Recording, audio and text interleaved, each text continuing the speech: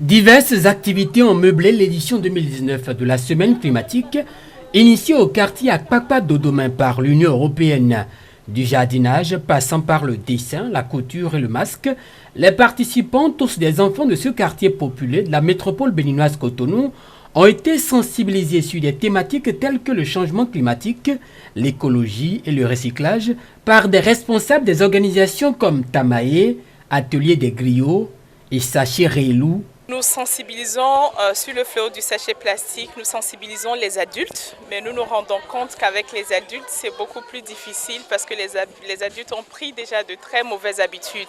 Et donc on se dit, il faut commencer par les enfants, mais en plus ce qui est bien avec les enfants, c'est que les enfants comprennent facilement. Les enfants, il n'y a pas d'a priori et une séance comme ça nous amène à la fin à avoir des ambassadeurs, des enfants éco-citoyens qui comprennent qu'il ne faut pas jeter, qui comprennent qu'à la maison, ils doivent veiller même à ce que leurs parents n'utilisent pas de sachets plastiques. Et donc pour nous, la relève, quand on parle de protection de l'environnement, il faut passer absolument par les enfants. La théorie du 3R, à savoir réduire, recycler et réutiliser, employée désormais dans la protection de l'environnement, est donc exposée aux participants afin d'amener ces enfants à s'approprier le sens du recyclage. Le message aujourd'hui doit passer au niveau des enfants. On est à un niveau où aujourd'hui le changement climatique a déjà enclenché un processus irréversible. Apparemment le message ne passe pas vraiment avec nous ou les adultes. Donc je pense qu'il faut investir dans les enfants qui sont le futur d'ailleurs du monde. Les déchets constituent une source de richesse aujourd'hui si vraiment on veut régler des problèmes de chômage, créer des emplois et puis faire la promotion de l'innovation. Akpakpa Dodomain fait partie des quartiers les plus insalubres de la ville de Cotonou.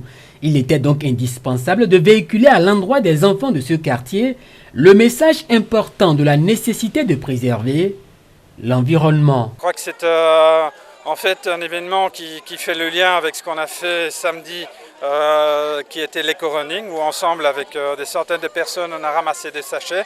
C'était des adultes. Pour les rendre conscients du fait que les sachets constituent un problème et que tout le monde doit faire le sien pour nettoyer son environnement.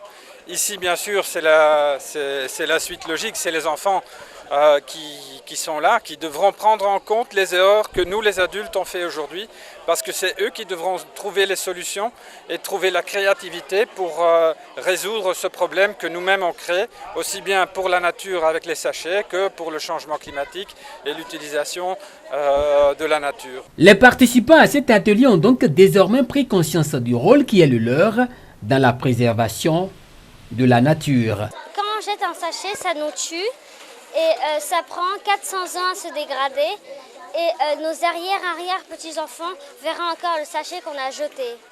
Donc, qu'est-ce qu'il faut faire?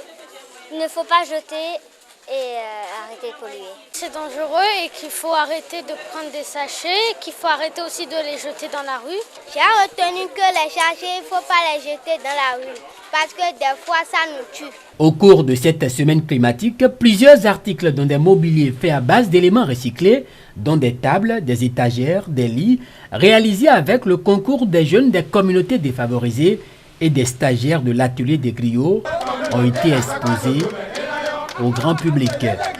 Communauté d'Akpakpa Dodomain.